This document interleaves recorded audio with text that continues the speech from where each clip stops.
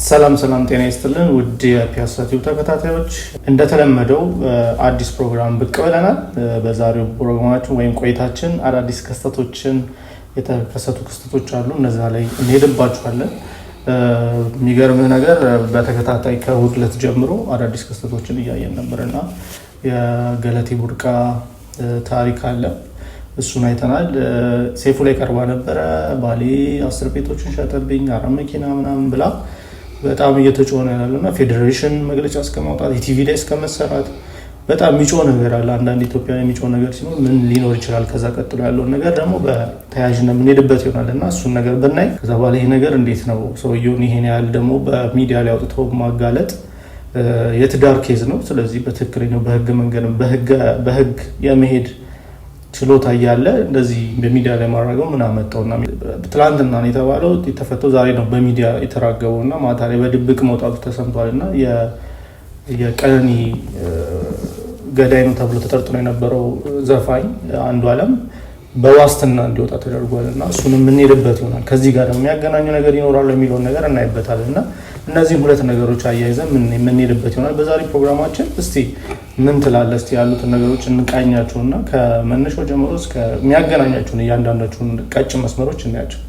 እሺ ማፊ አመሰግናለሁ። ጥሩ ነው። እኔም ሰላም ለእናንተ ይሁን ብያለሁ። ለፒያሳ ቲዩብ ቤተሰቦች ሰላማችሁ ይብዛ። ትንሽ ጠፋ ብለን ነበር በተለያየ የስራ አጋጣሚ ትንሽ ቆየት ብለን ነበር። አሁን ተመልሰናል። ጥሩ። የቀድሞ አትሌት ገለቴ ቡርቃ እና የቀድሞ አትሌት ነው ማለት ነው ላለፉት ጥቂት አመታት ገለቴ ቡርቃ ስተወዳደረች ስለማለቅ የቀድሞ አትሌት ገለቴ ቡርቃ እና የቀድሞ ባለቤቷ ታደለ ገብረመድህን የሚል ርዕስ ለአለፉት 5 ቀናት ጆሮአችንን ሲያደነቆረን ቆየ። ከዛ በኋላ ደግሞ ከዛሬ ጠዋት ጀምሮ በይፋ ትናንትና በጭምጭምታ ሲወራ ነበር። ከዛሬ ጠዋት ደግሞ ጀምሮ በይፋ ቀነኒ አዱኛ የምትባል ባለቤቱን በመግደል ተጠርጥሮ የነበረው የኦሮሚኛ ቋንቋ ዘፋኝ አርቲስት አንዱዓለም ጎሳ ክስ ለመመስረት የሚያስችል በቂ ማስረጃ ስላላገኘው ብሎ ፖሊስ ለቆታል ተብሎ ትናንት በሽፍንፍን ነበር ትናንት ነው የተለቀቀው። ዛሬ በይፋ ትልልቅ ሚዲያዎች የአርቲስቱ የቀድሞ ባለቤቱን በአሰቃቂ ሁኔታ በመግደል ተጠርጥሮ የነበረው አርቲስት ተፈቷል ብሎ አሁን ሚዲያዎች አውጥተውታል። እዚህ ጋር ባጭሩ ልልም የምችለው ታላቁ ኢትዮጵያዊ ምሁር ነፍሳቸውን ይማር ፕሮፌሰር መስፍን ወልደማርያም አንድ የተናገሯት ንግግር አለች። ለቀድሞ አገዛዝ ነው ይሄንን ያሉት ለኢህአዴግ። ግን ዞሮ ያ አባባል ከኢህአዴግ በላይ ለዚህኛው አገዛዝ አግባብና የተመቸ አገላለጽ ነው ብዬ ስለማስብ የእሳቸውን አባባል እጠቅሳለሁ። የአገዛዝ መሰረቱ ህገ አራዊት ነው። ስለዚህ ፈጽሞ ሊስተካከል አይችልም። ደግሞ አለው የአገዛዝ መሰረቱ ህገ አራዊት ነው። ስለዚህ ፈጽሞ ሊስተካከል አይችልም። የጥቅሱ መጨረሻ ፕሮፌሰር መስፍን ወልደማርያም። የአብይ የሽመልስ የአዳነች የተመስገን ጥሩነህ የብርሃኑ ጁላ የሚባል ስብስብ እና መንጋዎቻቸው የአገዛዝ መሰረቱ ህገ አራዊት ነው። ስለዚህ ሊስተካከል አይችልም። ህገ አራዊት ወደ ህገ ሰብ ሊመጣ አይችልም። በቃ ይሄንን ነው የሚያሳይ።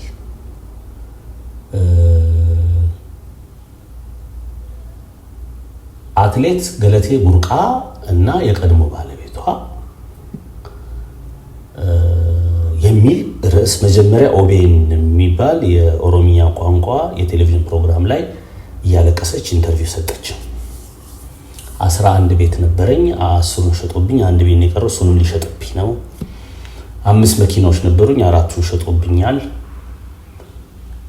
ከዛ በኋላ የሚደርስልኝ አጣው። ፍርድ ቤትም ሲሄድ ለሱ ነው የሚፈረደው ለሱ ነው የሚፈረደው። ይሄንን ያለችው ሌላ ምንም ነገር አላለችም። ፍርድ ቤት ሲሄድ ለሱ ነው የሚፈረደው። ድረሱልኝ ጠቅላይ ሚኒስትር አብይ አህመድ ድረሱልኝ የኢትዮጵያ ሕዝብ ድረስልኝ ያለችው መጀመሪያ ኦሮሚያ ፕሮግራም ላይ ቀጠለ። አይጠየፍ ነው የሚለው ነው ሰይፉ ፋንታሁን። አይጠየፍ ምንም ነገር ሄደ ተቋቁሎ እስከቀረበለት ድረስ ምንም ነገር ስለሚያውቅ ከትልቅ ይቅርታ ጋር ምንም ማለት ለእሱ አክብሮትም ስለሌለኝ እና እሱ ፕሮግራም ላይ ቀረበች። አለቀሰች፣ በተለመደ ለቅሶ አለቀሰች፣ ድረሱልኝ አለች። ያንን ነው የተናገረችው። 11 ቤት ነበር እንትን የተሰጠኝ መሬት ነው የምትለው እሷና በተለያየ ሽልማት የተሰጠኝ 11 መሬት ነበር። 10ን ሸጦብኛል። አንድ ቤት ነው ያለው፣ እሱንም ሊሸጥብኝ ነው። ድረሱልኝ በቃ ለምን እንዴት ምን ሆኖ የሚል የለም። ከዛ በአትሌት ስለሺ ስህንና በምክትሏ መሰረት ደፋር የሚመራው የኢትዮጵያ አትሌቲክስ ፌዴሬሽን የሚባለው አስቸኳይ ስብሰባ አድርጎ መግለጫ ወጣ። ፌዴሬሽኑ ከገለቴ ቡርቃ ጎን ይቆማል፣ ስለዚህ አትሌቶች በደል ይብቃ፣ የአትሌቶች መዘረፍ ይብቃ የሚል ዜና ተሰራ። ከዛ ማክሰኞ ማታ ይሄ በተለመዱ የአገዛዙ መንጋዎች የሚዲያ መንጋዎች አማካኝነት የቀድሞ የአትሌት ገለቴ ቡርቃ ባለቤት ሊያመልጥ ሲል መሳሪያ ይዞ ተያዘ የሚል ዜና ሰሩና መኪና ውስጥ እጁን የኋላ ፊጥን ታስሮ ከወገቡ በላይ ራቁቱን ሆኖ ሰዋዊነት ወልወደለው አይኑ ተመቶ እንደተመተ በሚያስታውቅ ሁኔታ ፊቱ በአይኑ አካባቢ ያለው የፊቱ ፓርት በስተቀኙ ያለው የአይኑ አካባቢ ያለው የፊቱ ገጽታ አብጦ ድብደባ እንደደረሰበት በሚያሳይ መልኩ ኢሰብአዊነት በጎደለው ሁኔታ ተደብድቦ ፎቶ ተለቀቀ። እንደ ትልቅ ገድል ማለት ነው። ከዛ በቃ አንደኛ ሰብአዊነትን ይጣሳል፣ ሰብአዊነት መብትን ይጣሳል። ያን ልጅ ይሄን ያህል አጉሳቅሎና እንደዚህ ምንድነው ወንጀል የፈጸመው? ፎቶ ማሳየት አይችልም። ምንድነው ወንጀል የፈጸመው? ወንጀል ነው ወይ? የትዳር ጉዳይ፣ የፍቺ ጉዳይ፣ የንብረት ጉዳይ ምናምን እኮ የፍትሐ ብሔር ጉዳይ እኮ ነው። የወንጀል ጉዳይ እኮ አይደል። ሁለተኛ ራሷ ሴትዮዋ ደጋግማ ስትናገር እንደሰማ ነው ፍርድ ቤት ሲሄድ ሁሉ በቃ እሱ ምናምን ነው በቃ ፍርድ ቤት አለ ማለት ነው። ይሁን ጉዳዩን ሲያየ ነበረ ፍርድ ቤት አለ ማለት ነው። እንደዛ አደረጉና በቁጥጥር ስር ዋለ የሚል የአገዛዙ ያው እንደ ሰው ስለማልቆጥራቸው ነው አለ። ይሄ ናትናኤል መኮንን ምናምን የሚባሉ በጣም አጸያፊ ሰዎች አሉ። በቃ ግርግሩ ተጀመረ ማለት ነው። ቆም ብለን ስንጠብቅ ከሰይፉ ፋንታሁን ጀምሮ ከታች ፍርድ ቤት ከታችኛው ፍርድ ቤት ጀምሮ ጉዳያችሁ በፍርድ ቤት ሲታይ የነበረ የፍርድ ሂደት ምን ይመስላል? የታችኛው ፍርድ ቤት ምን ብሎ ወሰነ? ከመካከለኛው ፍርድ ቤት ምን ብሎ ወሰነ? ከፍተኛ ፍርድ ቤት ምን ብሎ ወሰነ? ሰበር ሰሚ ድረስ እኮ የደረሰ ጉዳይ እኮ ነው አልኩ እኮ። እንዴት እዚህ ደግሞ ለድረስ ቻንስ የሚለው መጣናት how did it end up like እዚህ ጋር እንዴት ደረሰ? ጉዳዩ የመቼ ነው? ይሄን እኮ ነው በቃ ሚዲያ ማለት ነው። እኔ አልፍ ብዬ ልጠይቅ እችላለሁ። እኔ ነፍስ ካወኩ ጀምሮ ኢትዮጵያ ውስጥ እንደ ትልቅ ኢትዮጵያዊ ቅርስ ከምቆጥረው አንዱ አትሌቲክስ ነው። ስለዚህ ነፍስ ካወኩ ጀምሮ አትሌቲክስ ውድድር ላይ ጀግኖች አትሌቶቻችን ያመጡትን ውጤቶች እከታተላለሁ። ነፍስ ካወኩ ጀምሮ ገለቴ ቡርቃ የምትባል አትሌት አውቃለሁ። ገለቴ ቡርቃ 11 መሬቶች በአትሌቲክስ ተሸልሜ ነበር ትላለች። ግን 11 መሬት የሚያሸልም ውጤት ስታመጣ ይቻላል። በጣም ትልቅ የሚባል ውጤት 2015 ላይ የቤጂንግ ዓለም አትሌቲክስ ላይ ብር ይሁን ነሐስ አምጥታለች። ትልቅ ውጤት ብር ይመስለኛል። ትልቅ ውጤት ነው። ከዛ ውጪ የኢንዶር ሻምፒዮን የሆነ ጊዜ ወርቅ አምጥታለች የቤት ውስጥ። በአትሌቲክስ እስከምናውቀው ድረስ አዲስ ስታንዳርድ ካልወጣ በስተቀር የለም። ትልቅ ስታንዳርድ አዲስ ስታንዳርድ ካልወጣ በስተቀር አትሌቲክስ እንባል በአንደኛ ደረጃ የምናስቀምጠው ኦሎምፒክ ነው፣ በሁለተኛ ደረጃ የምናስቀምጠው የዓለም ሻምፒዮና ነው። በእነዚህ ውድድሮች ላይ አገር ጉድ የሚያስብል በደራርቱ ደረጃ፣ በኃይሌ ደረጃ፣ በቀነኒሳ ደረጃ፣ በመሲ ደፋሯ ደረጃ፣ በጥሩነሽ ዲባባ ደረጃ፣ ሌሎችም በእነሱ ደረጃ ያመጣችው ውጤት አላውቅም። 11 ተሸልሜያለሁ አለች። ምን ከየት ነው የመጣው? ምክንያቱም በጣም ማለት ለአትሌቶች ሲሸለም ደግሞ በአደባባይ የሚነገራል እኮ በደንብ ይነገራል እኮ። የት አለ እስቲ መቼ ነው የት ጋር ነው የተሸለምሽው የሚጠይቅ የለም። አጣድፈው ዓርብ ዕለት የተጀመረ ወረራ ማክሰኞ ማታ አንድ ሰብአዊ ፍጡር አንድ ሙሉ ዜጋ ከዜግነቱ ግማሽ የለው ሩብ ጉዳይ የለው ሙሉ ዜጋ ኢኳሊ ሙሉ ዜጋ የሆነ ሰው አዋርደው ሰብአዊነቱን ገፈው ክብሩን ገፈው ደብድበው። ምክንያቱም ኤቭሪዋን ኢዝ ኢኖሰንት አንቲል ፕሮቨን ጊልቲ። ማንም ሰው በፍርድ ቤት እስኪፈረድበት ድረስ አትችልም አድርገው አጣድፈው አዋርዱ አንድ ሰው። ይሄ ሰው እንደሚሉ ከሆነ አግብቷል፣ ሌላ ትዳር አለው። መመለስስ አይቻለው። የሱ የቅርብ ቤተሰቦች የተከበሩ በተለያዩ ሚዲያዎች ላይ በሚሰጠው የህግ ትንታኔ በጣም የተከበረ አንድ ሰው አውሮፓ ነው የሚኖረው። የተከበረ ነው ለካ የቅርብ ዘመዱ ነው። እሱ የሚሰጠውን ቪዲዮ ላይ አይቻለው። ሌላም ጣቢያዎች የሰሩት የቅርብ ሲያወሩ ሰምቻለሁ። ይሄ ሰው ውጊያው የተጀመረው ውጊያው የተጀመረው በእንትን አይደል በሚዲያ አይደለ? ሺ ዲዘርቭስ ያንን እድል እኮ ማግኘት ይገባው ነበር። እሷን አምጥተው አስለቅሰው ገጽታውን ያቆሸሹ ሚዲያዎች እስቲ ደግሞ በሱ ሳይድ ያለውን ታሪክ እንስማ ማለት ነበረባቸው። አላሉም፣ ማለትም አይፈልጉም። ከሰይፉ ፋንታውን ብትለው ማንንም ብትላቸው በፍጹም እንዲህ አይነት ነገር የሚዲያ ስነ ምግባርን የጠበቀ ሀቅን የማውጣት ስራ ሰርተው አያውቁም። ሰይፉ ልጅ መስሎ እድሜ ልኩን 30 ዓመት እዚህ የመዝናኛና የመማማሪያ ቢሉት አይነት ሚዲያ 30 ዓመት ቆይቷል። አንድ ቀን እንደዚህ አይነት ፕሮግራም ሰርቶ አያውቅም። ያገለበለብና ከዛ ዋስ ብሎ መሄድ ብቻ ነው። አንድ ሰው ላይ ካራክተር አሰስቲኔሽን የስብዕናውን መልክ ነፃ ሆኖ ሊወጣ ይችላል። ከዛ በኋላ እንደዚህ አዋርደው እንዴት ነው ትራውማውን እንዴት ይችላል? ከዛ ትናንትና ፍትህ ደጋግሞ ሞቷል። ላለፉት 7 ዓመታት የዳኝነት ስርዓት ፍትህ የሚባለው ደጋግሞ ሞቷል። ትናንት ደግሞ የሌላ ገጽታው የፍትህ የዳኝነት ስርዓት ሲሞት አይተናል። ማንም ሰው አይጠይቅም፣ ማንም ሰው ግድ የለውም። እንደዛ አድርገው ታደለ ገብረ መድህን የሚባለው ሰው በዛ መልኩ ሲያዋርዱት እስከ ትናንትና ማታ ሰማንና ዛሬ ደግሞ ሌላ አዲስ ነገር እየሰማን ነው ማለት ነው። ሌላ ታሪክ የታደለና የገለቴን የማይመስል ሌላ ታሪክ። አዎ በጣም የሰብአዊ መብት ጥሰቱ በጣም ኢትዮጵያ ላይ እየበዛ ነው ያለውና አሁን ላይ በጣም ሰውን ማዋረድ ግብረ አበሮቹ እኮ ደግሞ ትዊት ላይ የሚያደርጉትን ብታይ በጣም ነው የሚያሳፍረው። ላይክ ይሄ ሰው ኢትዮጵያዊ ነው፣ አንደኛ ዜጋ ነው። ዜጋ እስከሆነ ድረስ ተከብሮ በስትክክል በቃ ልብስ አልብሰው ምን ችግር አለ? እሺ ችግር የለውም እኮ ሸሚዙን ለብሶ አስረህ ብታቆመው ኖርማል። ስለዚህ ምንድነው መሰለህ ይሄ ሰብአዊነትን የሚጥሱ ህግ ጥሰቶች እየታዩ ነው ያሉትና በጣም ከሚገርመኝ ነገር ራስን ኦፒኒየን ስትናገር ትታሰራለህ። ነፍስ የገደለና ግን ይሄ በጣም ከባባድ ወንጀል የሰራ በቀላሉ የሚወጣበት ሀገር ነውና በጣም የህግ ስርዓቱ በጣም የተናደበት ሀገር ሆኗል። አሁን ለምሳሌ ትላንትና ተፈቷል ተባለ። የሱን የፍርድ ችሎት እንኳን ሚዲያ እንዳይገባ ድረስ ተዘጋበት ጊዜ ነው ያለውና who is he አረ ማን ነው እሱ? ይሄን ያህል ኖርማል ተራ ዜጋ እኮ ነው አይደል? ዘፈን ሊኖር ይችላል፣ ብዙ ነገር ሊኖር ይችላል፣ ግን ኖርማል ዜጋ ነው። ኖርማል ዜጋ እስከሆንክ ድረስ በህግ ጥላ ስር እስከሆንክ ድረስ ደግሞ በትክክለኛው መንገድ ነው ሰርቭ ልትደረግ የሚገባውና ሌላኛው ደግሞ የሰማነው ያኛው ነው። እስቲ አንዷለም ጎሳንም ደግሞ በኩል ያለውን ሳይድ እስቲ ነው እስቲ እሱ ነው ዋናው። አሁን ይሄንን ፕሮግራም አንድ ላይ የገለቴና የአንዷለም የሚል ነገር አንድ ላይ ስናመጣ አንደኛ በተመሳሳይ ጊዜ ፍርድ ቤት አካባቢ ከፍርድ ቤት ጋር ከፍርድ ሂደት ከዳኝነት ስርዓት ጋር በተያያዘ በተመሳሳይ ቀናት ሀፕን ያደረጉ ነገሮች ስለሆኑ ነው።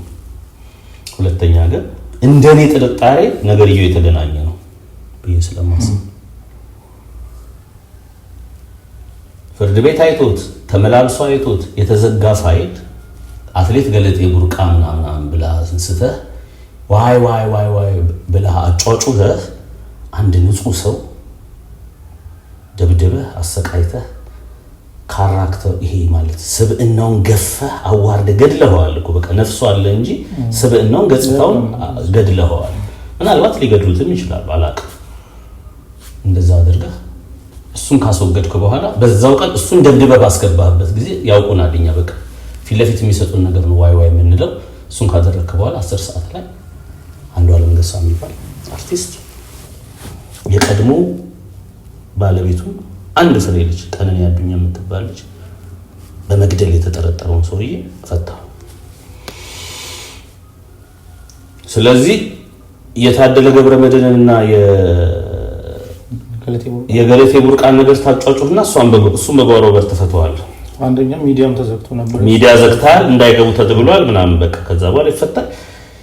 የዚህ አገዛዙ የቲክቶክ ክንፎች አሉ። በጣም ነውረኛ ማለት እውነት ኢትዮጵያ ውስጥ የሞት ቅጣት ካለ የሞት ቅጣት የሚገባቸው ዳለቻ የሚሉት አለ። አንደኛ በቃ አሳዳጊ የበደለው እሱ ወጥቶ እኛ ኦሮሞዎች ነን ገድሎም ከሆነ በጉማ ምናምን የምንለው የደም ካሳ እንከፍላለን። በደም ካሳ ቤተሰቡን ክሰን ጀግናችንን አርቲስታችንን እናስፈታለን ማንም አያገባውም ብሎ ተናግሯል። እዚህ ምድር ላይ ሁሉም ሚዲያ የማህበራዊ ሚዲያ ላይ ወጥተው የኦሮሞ ብሔር አንቂነን ናሽናሊስትነን ተሟጋችነን የሚሉ ሰዎች ብዙ ሰው ወጥቶ ይሄ ልጅ አይታሰራትም ጀግናችን ነው ኮከባችን ነው አይታሰርም ብለዋል። እንዳሉትም ፎክር ፈቱት። እሱ ተፈታ፣ ታደለ ገብረመድህን ታሰረ። የተፈለገው ይሄ የቆየ የበሰበሰ ፋይል ከተዘጋ የቆየ የበሰበሰ ፋይልን አምጥተህ ህዝብ እያጫጫ ከሰይፉ ፋንታውን ጀምረ እስከ ኦቤን ምናም ህዝቡን አጫጫህ እኛም ሲሰጡን ዋይ ማለት ነው። ዋይ ስንል በጓሮ በር እናት አባት ወጣቶች ናቸው ደግሞ የቀነኒ እናትና አባት ወጥተው ለወራት ደም እንባ ሲያለቅሱት አውቀውታል። እነሱ የልጄን ደም የኢትዮጵያ ህዝብ የልጄን ደም አሉ። ይሰማል አውቀውታል ይሄ ሰው እንደሚፈታ። በነገራችን ላይ አንዱዓለም ጎሳ ጠበቃው ተፈቶ ለፋሲካ ላለፈው ኮንሰርት አለበት ብሎ በፍርድ ቤት ፊት ለፊት ተናግሯል። ይሄ ዜና በመውጣቱ ነው ማንኛውም ሚዲያ ወጥቶ የፍርድ ሂደቱን እንዳይዘግብ የተባለው ዘጉት። ስለዚህ አንዱዓለም ጎሳ የሚባለውን ጀግናቸውን ለመፍታት ምንም የማያውቀውን ታደለ ገብረመድህን የሚባል ሰው ማሰር፣ መግረፍ፣ ማሰቃየት ነበረባቸው። ስለዚህ ታደለ ገለቴ እያልክ ስታስብ እነሱ በጓሮ በር ፈቱት። ይሄ ልዕልናን ያመጣልህ እንደሆነ እናያለን። ደግሞ የህግ የበላይነትን ካወራርክ እኮ ስልጣን ህግን በዚህ መጠን በአደባባይ ምን ይባላል መሰለህ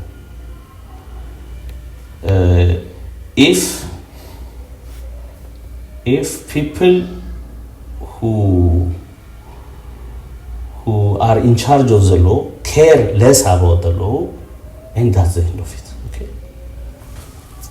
ህግን እንዲጠብቁ ህግን እንዲያስፈጽሙ የተሾሙ ሰዎች ባለጊዜዎች የህግ ጠባቂዎች ህግን ከናቁት ራሳቸው ህግን ከናቁት ከዛ የትኛውም ስርዓት አልበኝነት ቢመጣ ሁለተኛ ህግን መናቅን ካለማመድክ ነገ እኮ ይሄ ቀን ደግሞ ይገለበጣል።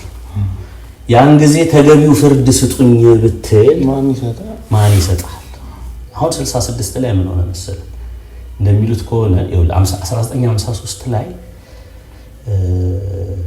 መፈንቅለ መንግስት ሲያደርጉ ጀነራል መንግስቱ ነዋይ ሞት ተፈረደባቸውና ይግባኝ ተጠይቃላችሁ ሲባል ይግባኝ ምን እኔ አልጠይቅም፣ ይግባኝ ኢትዮጵያን ህዝብ ጠይቅ ይግባኝ ጠይቅ ነበር። ግን የምጠይቀው በእናንተ በዳኞች ፊት ለአፄ ኃይለ ሥላሴ ነው የምጠይቀው። ያለው አገዛዝ ደግሞ የዘውድ ስርዓት ደግሞ ፍርድ አያውቅም። እናንተስ ዳኞች ብትሆኑ ፍትህ ፍለጋ 20 እና 30 ዓመት የሚንከራተተውን ምስኪኑን የኢትዮጵያ ገበሬ ፋይል ተታችሁ እኔም በሁለት ወር አጣድፋችሁ እኮ ለሞት አደረሳችሁ። እንዴት እናንተ የህግ የበላይነትን ብታቆሙ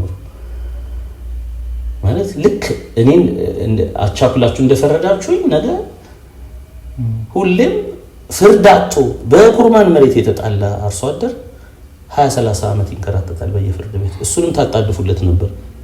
እንደዛ አድርጋችሁ ቢሆን ኖሮ እኔም እዚህ ጋር መድረስም ባላስፈልግኝ። እኔ ያስነሳሁት እኮ አብዮት ንቅናቄ ፍርድ ወገን ተበደለ ፍርድ ተጓደለ ብዬ ነው። እቺ ነገር ግን ነገ ታሪክ ይፈርዳቸዋል። እነዚሁ ሰዎች ተሰብስበው 67 ላይ መንግስቱ ኃይለማርያም እና ጓዶቹ መጥተው ህዳር 8 ነው ታህሳስ 8 1967 ሌሊት 9 ሰዓት ላይ ሰብስቦ 60 ሚኒስትሮችን ሊረሽኗቸው ሲሉ በወቅቱ የነበሩ ምስክሮች ለፍርድ ሳይቀርቡን ያለ ፍርድ ሊረሽኑ ነበር ነው የሚለው። ያለ ፍርድ ይፈልግ ማለት ፍርድ እኮ ይናቃት እኮ አንተ እኮ ነህ። ልክ ለአንተ ስትደርስ አንተ ብትጠይቅ ማን ይሰማሃል? 2005 ላይ በሙስና በምናምን ብለው ዓለም ማን ነው አንድ የገቢዎች ዋናና ምክትል ዳይሬክተሩን እነ መላኩ ፋንታን ወስዶ ለፍርድ ያቀርቧቸዋልና ፍርድ ህግ የሌለበት ሀገር ነው እንዴ ምን ኖር ይሉ ነበር። በተለይ ምክትል ዋና ዳይሬክተሩ ኢትዮጵያ ውስጥ የህግ የበላይነት እንደሌለ አውቀናል ይል ነበር። ግን እኔ እስከማስታውሰው ድረስ በሙስና በቫት ማጭበርበር በአራጣ ምናምን እየተባሉ ሰዎች በተለይ በእኚህ ምክትል ዋና ዳይሬክተር ሰዎች በጣም አርቢትራሪ በሆነ በተዛባ ፍርድ ሰዎች ቀድሞ በመጀመሪያ በዶክመንተሪ ይፈረድባቸውና ሲጉላሉ አስታውሳለሁ። ስትያዝ ነው የሚገባ ኦኬ አዎ በትክክል ያኔም ደግሞ ገቢዎች ዋናና ምክትል የነበሩት ሰዎችን በትክክል በግፍ ነው የታሰሩት ለሆነ ለፖለቲካ ግን በግፍ መታሰርን አንተ ስትታሰር ነው የሚገባ። ዛሬ ገለቴ ቡርቃ ምናምን ብለህ አንዱዓለም ጎሳ ምናምን ብለህ ከዛ አረ በፍጹም የኔ ዘርማ የኔ ቤተሰብ አይታሰርም አፈር አይነካውም የሻማ ተብሎ እስር ቤት አይሰቃይም ሌላው ይታጎር እንጂ ያልከው ነገ ባንተ ሊመጣል ለምን ኢትዮጵያ ውስጥ የህግ የበላይነት የለም ምናምን እኮ ነው እሱ ነው ማለት ነው። አሁን ለምሳሌ እናቲም ብትላቸው የልጅ እንደዚህ አዋርዶ አሳይተውት እነሱስ ነገ አይደረጉም ወይ ነው ሲደረግ ደግሞ ማን ይጮህላል?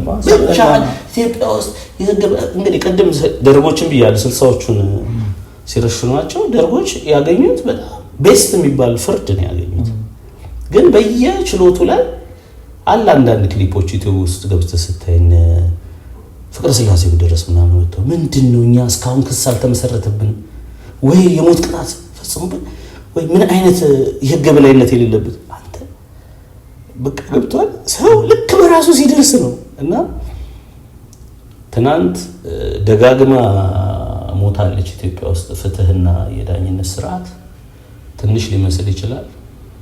ግን እንትኑ ማን ምልክቱ ግን በጣም ትልቅ ነው። ትናንት ደግሞ በደንብ የሞተች በጣም ነው የሞተችው ትናንትና ፍትህ ታደለ ገብረመድህንን በአደባባይ የገለቴ ቡርቃ የቀድሞ ባል ዘራፊ ሌባ እያልክ በአደባባይ ምንም ቅጣም ባሩ በጠፋ ምንም በማይታወቅ ሰይፉ ፋንታውን ናትናኤል መኮንን ኦቢኤን የሚባል ቲቪ እና ይሄ በማህበራዊ ሚዲያ ላይ ያሉ ብዙ መንጋዎች ፈርደው ጨርሰው አንድ ሰው ከወገቡ በላይ ራቁቱን አድርገህ ደብድበህ እጁን ወኋላ ይፍጥኛ ስራ ወደ እስር ቤት ስታጎር ሚስቱን ሰክሮ በመግባት በአሰቃቂ ሁኔታ በመግደል የተጠረጠረ የኦሮሚያ ቋንቋ ዘፋኝ ድምፃዊ አንዱዓለም ጎሳን ግን በጓሮበር ፈታ። ይሄ በደንብ አድርጎ ለታሪክ ዝምታ ዓለም የሚወራ የሚቀመጥ በብዙ ተረት በብዙ ምሳሌ ለዘላለም ለልጅ ልጅ እየተወራ የሚቆይ ነገር እንዳጋጣሚ ትናንትና ሀፕን አድርጓል። እና እስቲ መጨረሻውን እናያለን። መጨረሻውን እኛ የምንለው ምንድነው? እንደ ኢትዮጵያዊነት ማንም ከማንም አይበልጥም። ሁሉም ፍጡር እኩል ነው፣ በህግ ፊት እኩል ነው። ማንም መሪም ቢሆን ተመሪም ቢሆን ዜጋም ቢሆን አስተዳደር ላይ ያሉ ስልጣን ላይ ያሉ ሰዎች በህግ ፊት እኩል ናቸው ብለን ነው የምናስበው። የማንም የሰብአዊ ፍጡር መብት እንዲጣስ አንፈልግም። ሰላም በኢትዮጵያ ላይ ህግ በላይነቱ ደግሞ ከብሮ ማየት ነው የምፈልገውና ጥሩ ጊዜ እንደነበረን ተስፋ አደርጋለሁ።